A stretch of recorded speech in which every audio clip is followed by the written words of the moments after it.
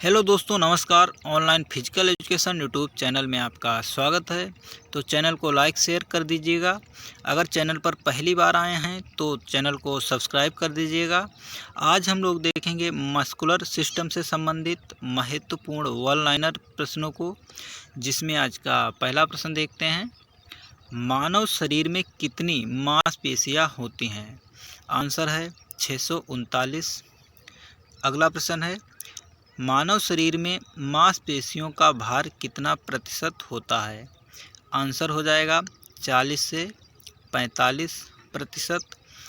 अगला प्रश्न है, शरीर की सबसे लंबी मांसपेशी कौन सी होती है? आंसर है सार्टोरियस। अगला प्रश्न है, मानव शरीर को आकार कौन देता है? आंसर हो जाएगा मांसपेशियां। अगला प्रश्न है, मांसपेशी कितने प्रकार की होती हैं? आप आंसर हो जाएगा स्वैच्छिक मांसपेशी अथवा रेखित मांसपेशी, अनैच्छिक अथवा समतल मांसपेशियां एवं हृदय मांसपेशियां। अगला प्रश्न है, मांसपेशियों के अध्ययन को क्या कहते हैं? आंसर हो जाएगा मायोलॉजी। अगला प्रश्न है, शरीर की मांसपेशियां किसकी कमी से कमज़ोर होती हैं? आंसर हो जाएगा पोटेशियम की कमी से। अगला प्रश्न, मानव शरीर में बक्सर मसल किसे कहते हैं? आंसर है लेटिमस डॉर्सी को। अगला प्रश्न है, शरीर की सबसे मजबूत मांसपेशी कौन सी होती है? आंसर हो जाएगा सोलियस मसल। अगला प्रश्न है, मानव शरीर में थ्रोइंग मसल किसे कहते हैं? आंसर है लेटिसमस डॉर्सी। अगला प्रश्न है, टेलर मसल किसे कहते हैं? आंसर है सार्टोरियस मसल को। अगला प्रश्न है, मलखम या राइडर मांसपेशी किसे कहते हैं? आंसर हो जाएगा एडक्टर मांसपेशी को। अगला प्रश्न है, लिफ्टर मांसपेशी किसे कहते हैं? आंसर हो जाएगा डेल्टोराइड मसल को। अगला प्रश्न है, आगे की ओर झुकने में कौन सी मांसपेशी संकुचित होती है? आंसर है कार्डिसेप्स मांसपेशी। अगला प्रश्न, काफ मांसपेशी का वैज्ञानिक नाम क्या है? आंसर है गैस्ट्रोनीमियस। अगला प्रश्न है, बाइसेप मांसपेशी कहाँ स्थित होती है? आंसर है ऊपरी अंग के हाथ के पास। अगला प्रश्न है, डेल्टोराइड मांसपेशी कहाँ स्थित होती है? आंसर है कंधे में। अगला प्रश्न है, कौन सी मांसपेशी ह्यूमरस हड्डी के पीछे होती है? आंसर है ट्राइसेप्स। अगला प्रश्न, बाइसेप्स मांसपेशी किस प्रकार की मांसपेशी है? आंसर हो जाएगा स्वैच्छिक मांसपेशी। अगला प्रश्न है, मांसपेशी की ताकत किस यंत्र से मापी जाती है? आंसर हो जाएगा इलेक्ट्रोमायोग्राफी से। अगला प्रश्न है, मांसपेशियों के अंतिम छोर को क्या कहते हैं? आंसर है टेंडन कहते हैं। अगला प्रश्न, रेखित पेशियां कौन सी पेशियां होती हैं? आंसर है ऐच्छिक पेशियां। अगला प्रश्न है, आमाशय में कौन सी पेशियां होती हैं? आंसर है आरेखित पेशियां। अगला प्रश्न है, हड्डियों के साथ जुड़ी हुई मांसपेशियां किस प्रकार की मांसपेशियां होती हैं? आंसर है रेखित मांसपेशियां होती हैं। अगला प्रश्न है, स्लाइडिंग फिलामेंट सिद्धांत की खोज किसने की? आंसर है हेंसन तथा हेक्सले ने। अगला प्रश्न है, मांसपेशियों में फाइबर्स के बारे में किस तकनीक के द्वारा पता लगाया जाता है? आंसर है बायोप्सी द्वारा। अगला प्रश्न है, मांसपेशियों में कितने प्रकार के फाइबर पाए जाते हैं? आंसर हो जाएगा 2 प्रकार के। अगला प्रश्न देखते हैं, जल्दी जल्दी संकुचित होने वाले फाइबर कौन से होते हैं? आंसर है सफ़ेद मसल फाइबर। अगला प्रश्न है धीरे धीरे संकुचित फाइबर कौन से होते हैं? आंसर है लाल मसल फाइबर। अगला प्रश्न है एरोबिक तरह के अभ्यास में किस प्रकार के फाइबर अधिक सक्रिय होते हैं? आंसर है लाल मसल फाइबर। अगला प्रश्न एनएरोबिक तरह के अभ्यास में किस प्रकार के फाइबर तंतु अधिक सक्रिय होते हैं? आंसर है सफ़ेद मसल फाइबर। अगला प्रश्न है इंस्टेंट सोर्स ऑफ एनर्जी किसे कहते हैं? आंसर हो जाएगा एटीपी। अगला प्रश्न मांसपेशी कोशिका किस प्लाज्मा मेम्ब्रेन द्वारा घिरी रहती है? आंसर हो जाएगा सार्कोलिया।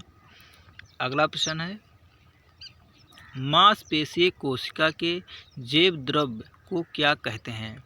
आंसर है सार्कोप्लाज्म। अगला प्रश्न सार्कोप्लाज्म में पाए जाने वाले तंतु को क्या कहते हैं? आंसर है मायोफाइब्रिल।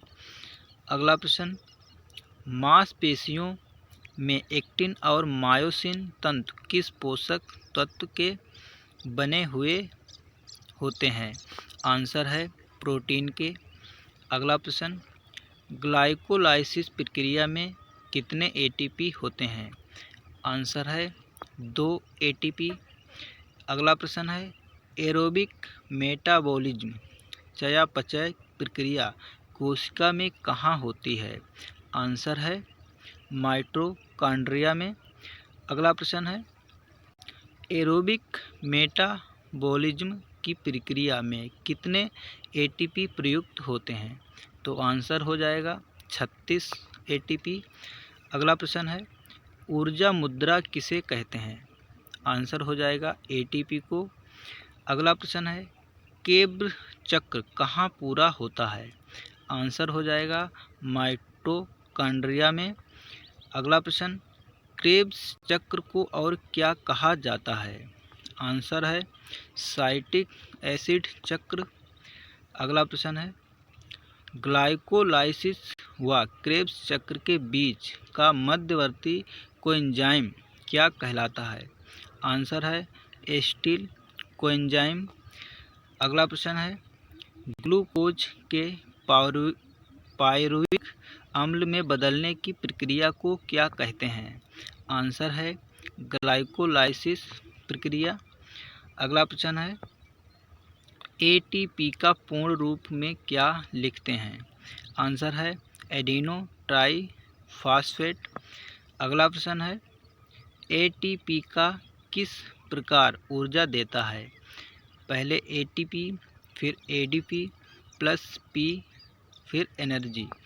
अगला प्रश्न है पाचन के बाद ऊर्जा का स्थानांतरण कौन करता है? आंसर है एटीपी।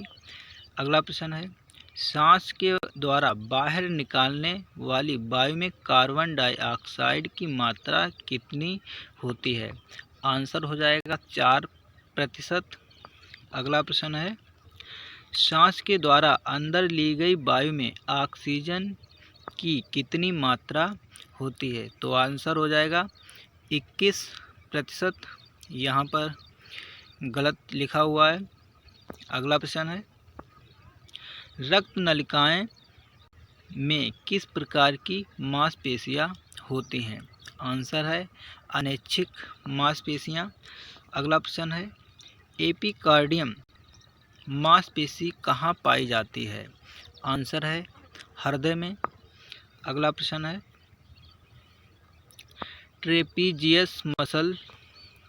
ट्रेपीजियस मांसपेशी कहाँ पाई जाती है? आंसर है पीठ के ऊपरी हिस्से में। अगला प्रश्न है लेटिमस डॉर्सी मसल कहाँ पाई जाती है? आंसर है कमर के पास। अगला प्रश्न पेक्टोरिलस मेजर मांसपेशी शरीर के किस भाग में पाई जाती है? आंसर है छाती में। अगला प्रश्न डेल्टोरॉइड मांसपेशी का आकार किस प्रकार का होता है? आंसर हो जाएगा त्रिकोणाकार। अगला प्रश्न है, पेट की मांसपेशी कैसे मजबूत होती है? आंसर है सिट अप से। अगला प्रश्न, टेंडन क्या है? आंसर है लिगामेंट। अगला प्रश्न, मांसपेशियों की बीमारी को क्या कहते हैं? आंसर है मायोपैथी। अगला प्रश्न देखते हैं, एनएरोबिक क्रियाएं किसे कहते हैं?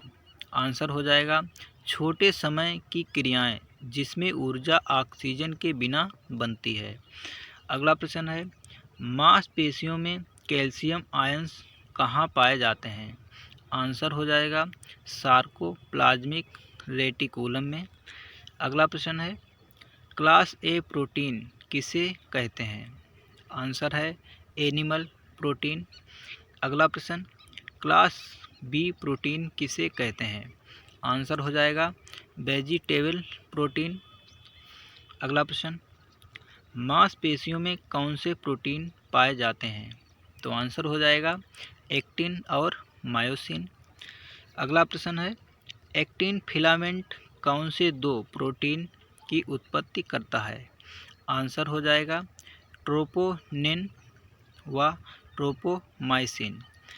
अगला प्रश्न है, शरीर में कितनी प्रकार की मांसपेशी पाई जाती हैं? आंसर हो जाएगा 3 प्रकार की। अगला प्रश्न, मांसपेशी के सबसे ऊपरी परत को क्या कहते हैं? तो आंसर हो जाएगा इपीमाइसियम। अगला प्रश्न है, मांसपेशी की अंदरूनी परत को क्या कहते हैं? आंसर हो जाएगा एंडोमाइसिन। अगला प्रश्न, जॉइंट के पास 2 हड्डियों को जोड़ने वाले तंतु को क्या कहते हैं? आंसर है लिगामेंट। अगला प्रश्न है, टेलर मसल्स किसे कहते हैं? आंसर हो जाएगा सार्टोरियस मसल को। अगला प्रश्न है, लगातार अभ्यास करने से मांसपेशियों के फाइबर किस प्रकार के हो जाते हैं? आंसर है मोटे तथा मजबूत हो जाते हैं। अगला प्रश्न है, मांसपेशियों का आकार क्यों बढ़ता है? आंसर हो जाएगा मांसपेशियों के बार बार संकुचन तथा प्रकुंचन से। अगला प्रश्न है, अभ्यास करने से मांसपेशियों में क्या होता है? तो आंसर है मांसपेशियां मजबूत हो जाती हैं, कार्य करने की क्षमता बढ़ जाती है एवं कोशिकाओं की मात्रा बढ़ जाती है। अगला प्रश्न है, एक व्यक्ति में लगातार अभ्यास के कारण क्या होता है? आंसर है लैक्टिक एसिड देर से बनता है। अगला प्रश्न है, लगातार अभ्यास से मांसपेशियों की धमनियों तथा शिराओं पर क्या प्रभाव पड़ता है? आंसर है व्यास बढ़ जाता है। अगला प्रश्न, अभ्यास के परिणाम स्वरूप ग्लाइकोजन की क्षमता पर क्या प्रभाव पड़ता है? आंसर है स्टोर करने की मात्रा बढ़ जाती है। दोस्तों, आज का अंतिम प्रश्न है, अभ्यास में मांसपेशियों में किस की मात्रा बढ़ जाती है?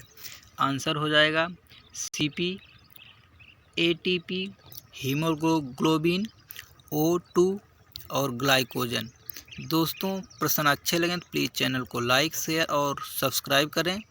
मिलते हैं अगले वीडियो में। जब तक के लिए धन्यवाद।